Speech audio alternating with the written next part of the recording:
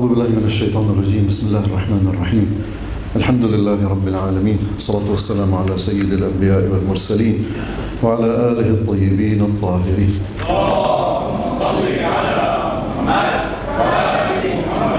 وصلنا إلى أواخر سورة يوسف آية 99. فلما دخلوا على يوسف آوى إليه أبويه وقال ادخلوا مصر إن شاء الله آمنين، بعد أن كشفت الحقيقة وعرف إخوته بأنه هو يوسف، وطلب منهم أن يأتوا بأبيهم وعشيرتهم، يعني كل قبيلة إذا بدك يعقوب مع أولاده وأحفاده ذراريه كلهم. وكان طبعا الجد اللي صار 7 سنين أمات ماشيتهم وإلى آخره.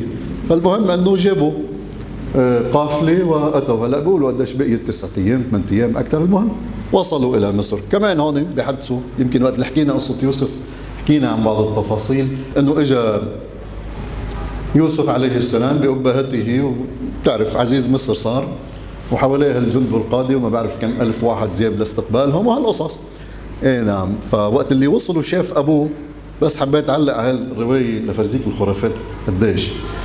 بس شاف أبوه إجا بده ينزل لحتى يسلم على أبوه يعقوب، فقام قال أخذته، يعني ما بعرف هالمؤرخين ببهدلوا النبي من جهة استغفر الله العظيم وبيمدحوه من جهة.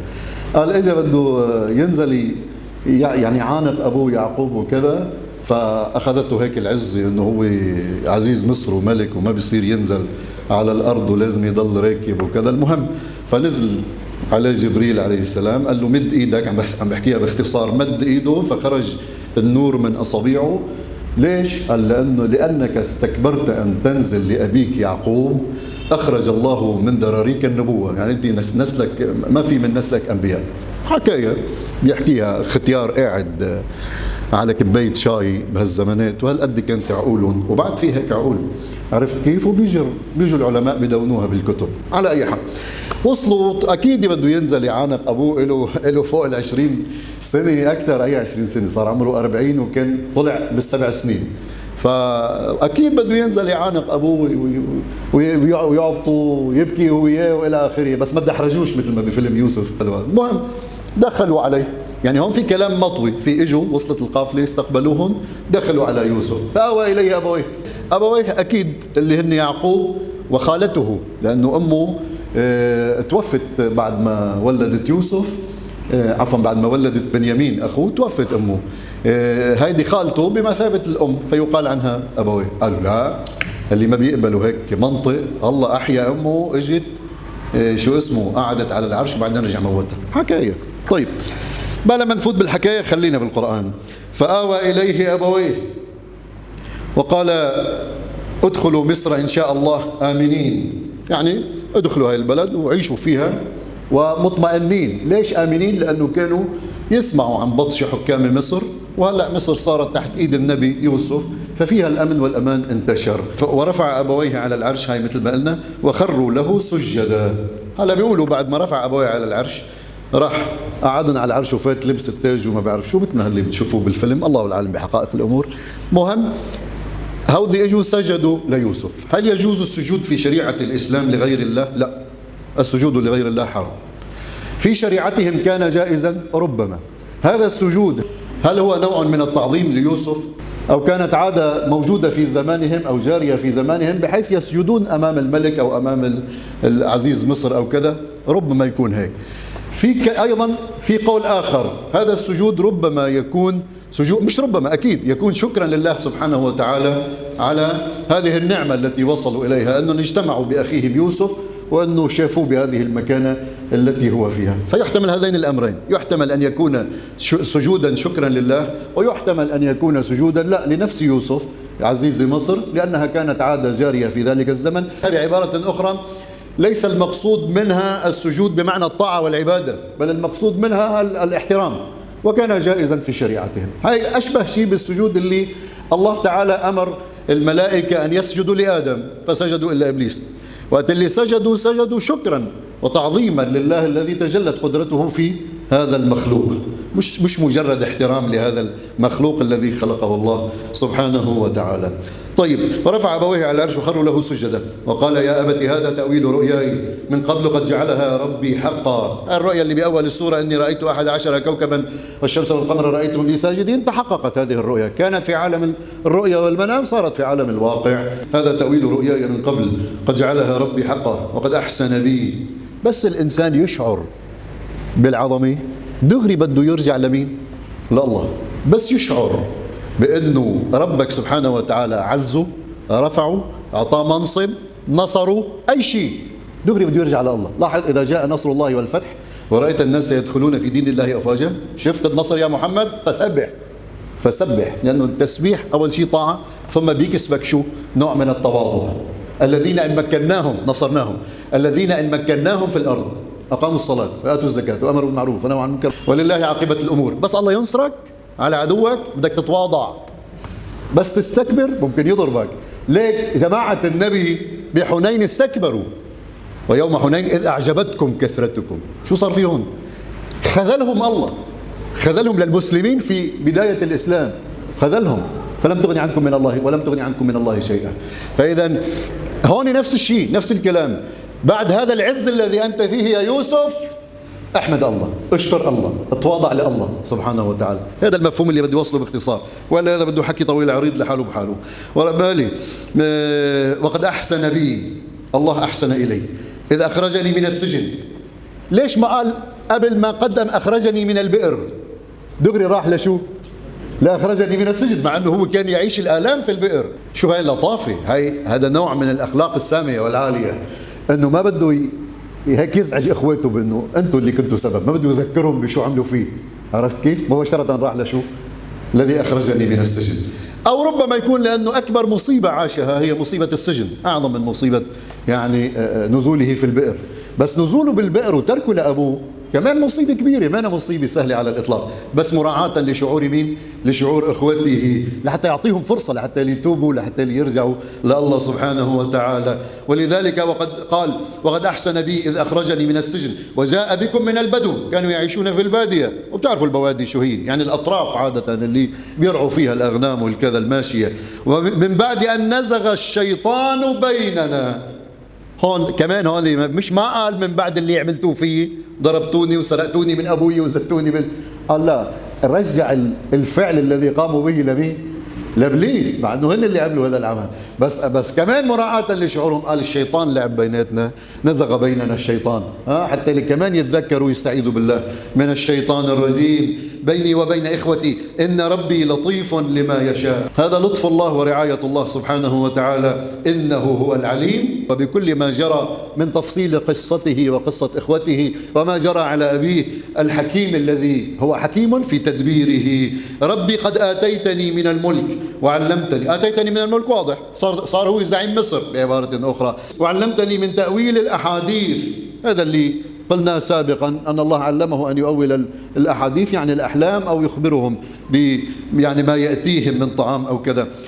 فاطر السماوات والأرض، يعني يرجع كل هذا العلم الذي عنده إلى الله، يرجع كل هذه المعرفة. وهي كمان تعطيك فكرة أنه أي إنسان يمتلك قوة، يمتلك مال، يمتلك عز، يمتلك جاه، يمتلك الذي يمتلكه، لابد أن يلتفت إلى الذي أعطاه إياه سبحانه وتعالى.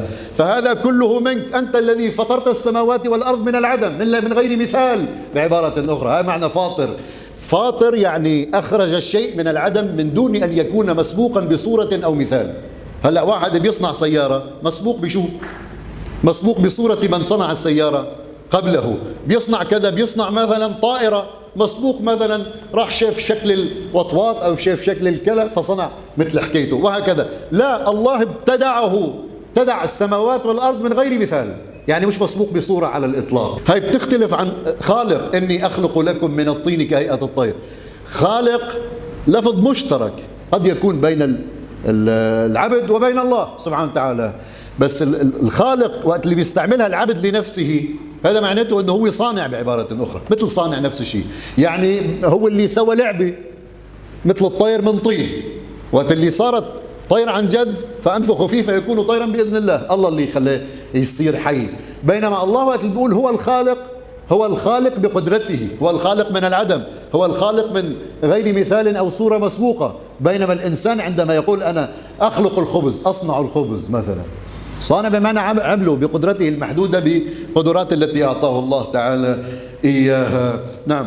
وطبعا لازم دائما نأكد أنه فرق بين صفة الله وصفة المخلوق اللي مشتركة بينه وبين الله. مثلا الله عالم، فلان عالم. الله رازق، فلان مثلا يرزق عائلته.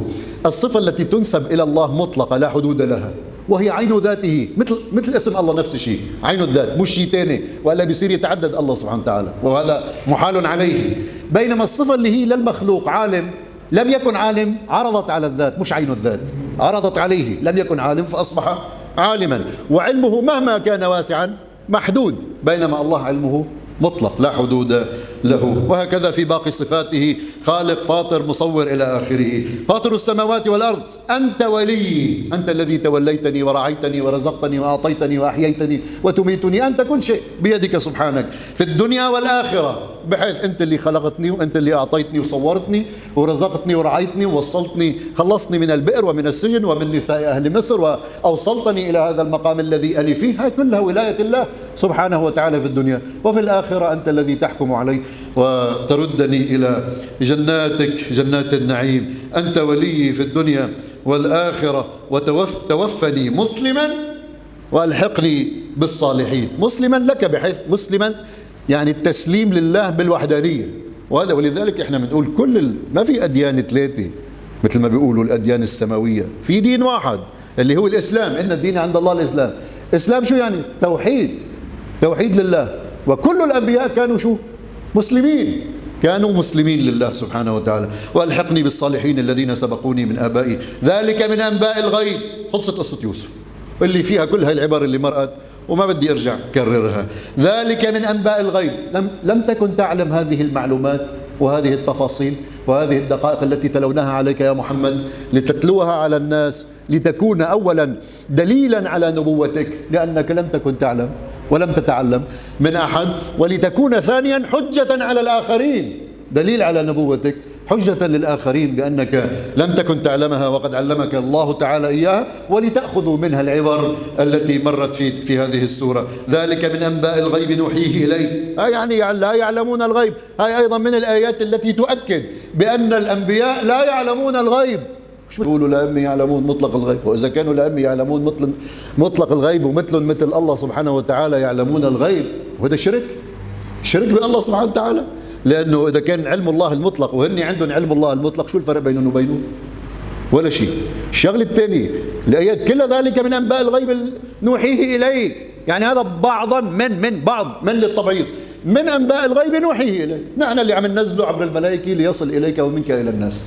فلذلك لا يعلمون مطلق الغيب، لا يعلمون من الغيب إلا ما علمهم الله سبحانه وتعالى. بس في ناس عندنا مصرين على الغلو، وبس تقول لهم هذا غلو يا جماعة، هاتوا بت الله لنهده. صار عم بيقلل من مقام أهل البيت، وصار ضد أهل البيت، وصار فكره فكر وهابي، يعني ما بيصير إلا لكون مغالي مثلكم، ما بيصير إلا هيك، ما بدي يصير مشرك، اصطفلوا، قدموا حسابكم لله. ذلك من أنباء الغيب نوحيه إليك.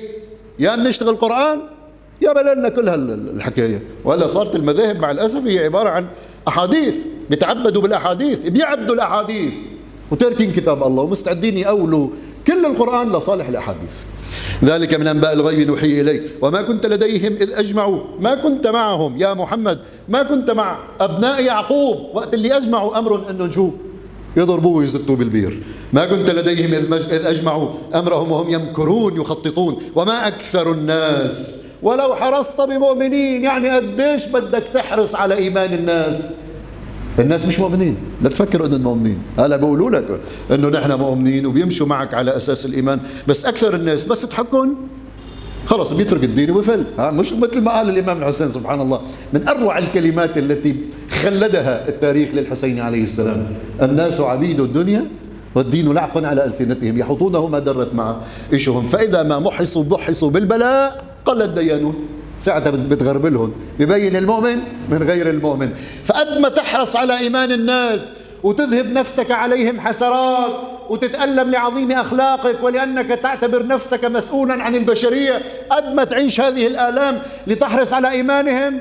هدي روعك، هدي بالك، مثل ما قال له بآيات الثانية: لا تذهب نفسك عليهم حسرات. طول بالك يا محمد، قد ما تحرص لن يكونوا مؤمنين كما تريد وكما تحب، لأن الناس عادة تتبع مصالحها.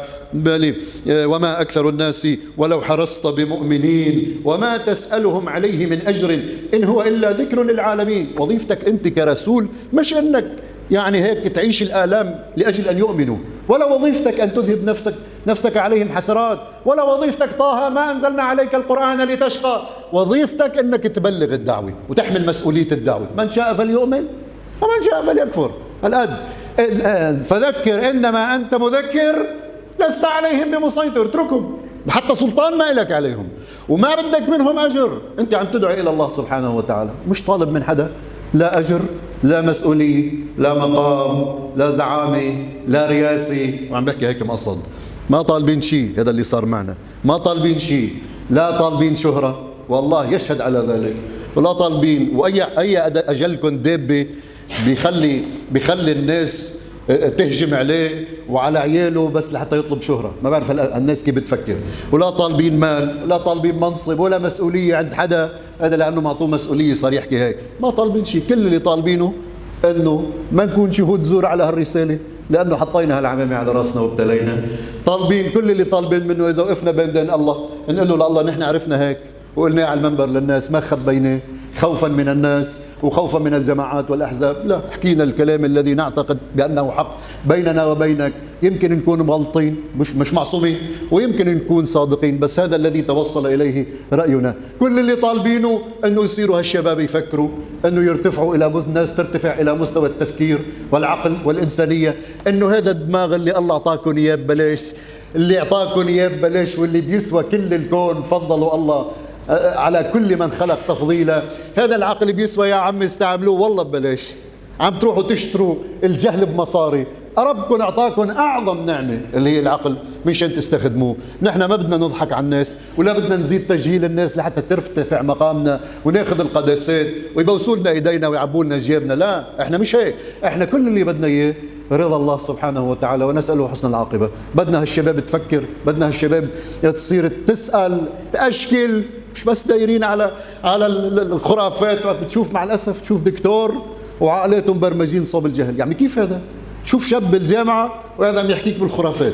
بتشوف مثلا، أنا عم بحكي المتدينين، بتشوف مثلا إنسان مهندس وقاعد عم يحكيك بالخرافات وبالغلو يعني كيف تعلمت أنت يا حبيبي يا عيني؟ أنت مفروض تكون تحترم عقلك وتحترم فكرك وما تكون إمعة. أكثر شيء أستاء منه عندما أرى أهل العلم، يعني مش العلم الديني، العلم الآخر، عندما أراهم تحت منابر شيوخ الضلال، عم بحكي عند كل المسلمين، عندما أراهم ينساقون إلى هو الشيوخ اللي عم يحكوا خرافات ومنامات وأكاذيب وما بعرف شو ومصدقينهم. ما مش قادر افهم الانسان بس يتجاهل بهالطريقه بتقدر تسيطر على عقله حتى لو صار دكتور، حتى لو صار ما بعرف شو.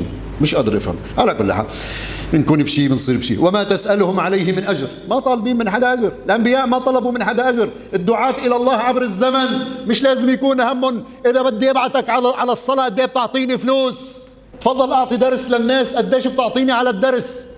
هلا بيعطوا مش مشكلة، بس قصدي ما يكون همك تاخذ فلوس، يكون همك تتحمل مسؤوليتك. مثل ما الأنبياء ما أخذوا فلوس على تبليغهم للرسالة، وحضرتك بدك تكون وريث للأنبياء، تفضل لا يكون همك الفلوس. اليوم في كثير من رجال الدين إذا ما هيأت له المصاري ما مش مستعد يجي. أكثر رجال الدين بيروحوا همهم المناصب، همه يصير قاضي أو أستاذ فتوى أو من حاشية الزعيم الفلاني أو من حاشية النائب الفلاني أو الوزير الفلاني. هذا كيف بده يعطي حق؟ كيف بده يقول كلمة الحق؟ هذا بس يقبض على كلمته، كيف بده ينطق بالحق؟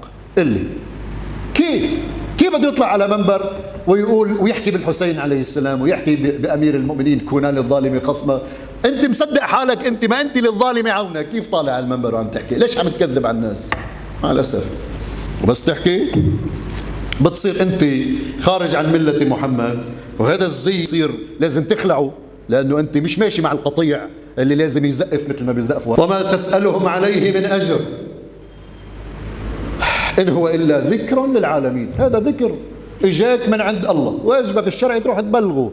حطيت نفسك بهذا الموضع يا أيها الرجل المعلم، غيره هلا لنفسك كان ذا التعليم، ابدأ بنفسك فانهى عن غيها، فإن انتهت فأنت حكيم، تصف الدواء لذي السقام وذي الظنا كيما يصح به وأنت سقيم. كيف أنت عم تتاجر بآيات الله وبتحكي أكاذيب بس لترضى عنك الناس، وبتطلع بدك توصف يا ابني ما بيجوز، ويا ابني هذا حرام، ويا ابني اتق الله. روح أنت اتق الله في آياته، اتق الله في الناس، لا تحمل ذمتك وتحكم على الناس، لا تشهر بالناس. هاي قبل ما تحكي على الناس روح اوصف الدواء اللي الله ذكره في القرآن، اوصفه لنفسك قبل ما تنصب نفسك للناس إماما. مش تروح دايما تطلب الفلوس. وكأي من آية في السماوات والأرض يمرون عليها وهم عنها معرضون. يأتي إن شاء الله. ما زال وصلنا للإمام الصدر في 31 آب، هذا الرجل الذي جاء إلى لبنان وأراد للناس أن تعيش الوحدة الوطنية، وأراد للشيعة في لبنان أن ينصهروا في وطنهم، ولذلك كان يكرر دائما أن على شيعة لبنان هم عرب، وشيعة لبنان هم لبنانيون، يعني غير مرتبطين بأي سياسة إقليمية أو دولية. شيعة لبنان همهم لبنان، وطنهم لبنان، متشبثون بأرض لبنان، يريدون أن يدافعوا عن أرضهم. ولذلك أول من أنشأ المقاومة ضد الاحتلال العدو الصهيوني ووقف مع قضية فلسطين والقدس الإمام الصدر رضوان الله عليه، حيا وميتا. تعلموا من الإمام الصدر كيف تقفون في وجه الظالم. كان يقول وفي زمانه آفة لبنان في سياسييه الفاسدين. من أعظم الآفات التي مرت على لبنان هؤلاء الساسة، وبعد ما كان مسروق 360 مليار دولار بزمانه، بعد ما كان ملزم طرقاته، مع أن طرقات بأكثر من 31 مليار دولار، ولا مصروف على الكهرباء 45 إلى 60 مليار دولار، ولا مصروف على وزارة التربية إكس كذا مليار دولار، ولا مصروف في وزارة المالية إكس من المليارات من الدولارات، ولا وزارة الطبابة المرضى، ولا وزارة. أنا أدعي أزعم أننا نحمل في قلوبنا التناقض في هذا الزمن. نحب الحسين ونفعل أفعال يزيد، نحب علي عليه السلام ونفعل أفعال معاوية. بتقول لي كيف؟ بضرب لك مثل واحد بس، مثل واحد. علي عليه السلام كان يعطي أخصامه قبل من يواليه، وكان يعدل بينهم. حتى الخوارج الذين قتلهم كان يعطيهم أعطياتهم من بيت المال. معاوية كان يعطي على التولي والتبري. معنى بتاخذ ضدنا ما بتاخذ. هاي شغلة واحدة، ما رح فوت لك بالفروقات. نحن اليوم نعيش التناقض في عقولنا وفي قلوبنا وفي تصرفاتنا. نوالي علي والحسين ونفعل أفعال يزيد ومعاوية. نزور الحسين ونحمل في عقولنا كل ألوان الدفاع عن الفاسدين والسارقين. هون كله في لبنان ولا في العراق؟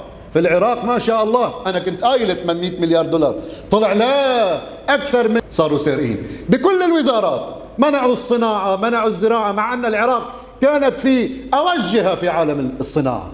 منعوا الزراعة، صاروا يستوردوا الباذنجان والباقلة، وهن من أكثر الناس زراعة لها. هذا من الفساد، من فساد وزارة الزراعة ووزارة الصناعة. طبابة، تربية، هلكوا كل شيء بالعراق، كل شيء هلكوا. نفس الشيء نموذج مصغر، لا نموذج مكبر عن لبنان، نفس الكلام. فاحنا وقت اللي بدنا نوالي اهل البيت او نوالي هؤلاء العظماء، الامام الصدر رضوان الله عليه، بدنا نتمثل. اول ما كتب الامام الصدر في ميثاق حركة أمل، أول ما كتب الإيمان الحقيقي بالله سبحانه وتعالى والسير على نهج محمد وآل محمد صلى الله عليه وآله. أول من وقف ضد التطبير في لبنان ضرب حيدر الإمام الصدر، وراجعوا تاريخه.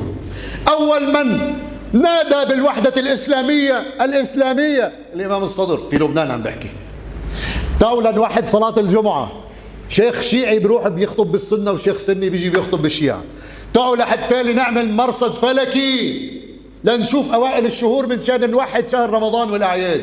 هذا الإمام الصدر اللي ما حدا بيعرفه، واللي هذا المجلس الشيعي اللي عمله الإمام الصدر سنة 69 لحتى يرفع من شأن الطائفة كباقي الطوائف، وأنا أرفض لغة الطوائف، عمله الإمام الصدر ليصير في كيان للشيعة ويجمع في هيئته العامة كل النخب الشيعية من كل الفئات وعلى اختلاف آرائهم وأفكارهم واختلافاتهم حتى يجمعهم تحت عنوان واحد. هذا المجلس الشيعي ليكو أنصار. البليل لا يخشى من لا يخشى من الغرق. أنا مبلل، شو بعد أكثر من أنكم تاخذوا قرار بنزع عمامتي؟ في تاخذوا قرار بقتلي، اعملوا اقضي ما أنت قاض، كما قال السحرة عندما آمنوا بموسى عليه السلام، قال لهم والله أقطع آمنتم له قبل أن آذن لكم، لأقطعن أيديكم وأرجلكم من خلاف ولأصلبنكم في جذوع النخل. قالوا له اقضي ما أنت قاض، إنما تقضي هذه الحياة الدنيا، سووا اللي بدكم إياه، أعلى ما في خيلكم اركبوه.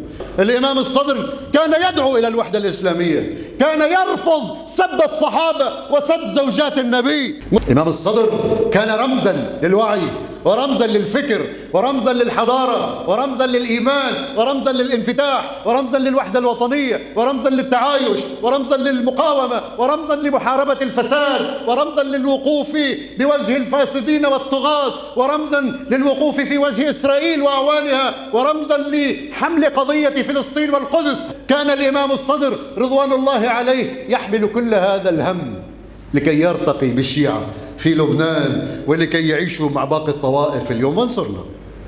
اليوم نكره بعضنا، اليوم وصلونا السياسيين لمرحلة بطل حدا يحبنا بالمرة. ليه؟ كله لأنه ما عم نعرف الحكمة، إنه ندير السياسة بالحكمة، ما عم نعرف نخاطب الناس بالحكمة، ما عم نعرف نعيش مع الناس بالحكمة.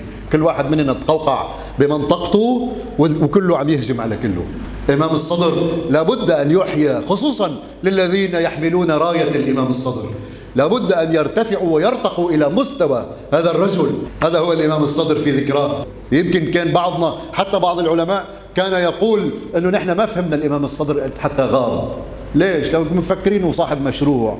دائما نحن نظرية المؤامرة والتهم موجودة على طول، صاحب مشروع وبده يعمل زعامة وأبصر أي دولة بيعطيته وما بعرف شو ما بعرف شو. لا، بعد ما غاب الإمام الصدر عرفنا من هو الإمام الصدر رضوان الله عليه حيا وميتا. والحمد لله رب العالمين، وصلى الله على سيدنا محمد وآله الطاهرين.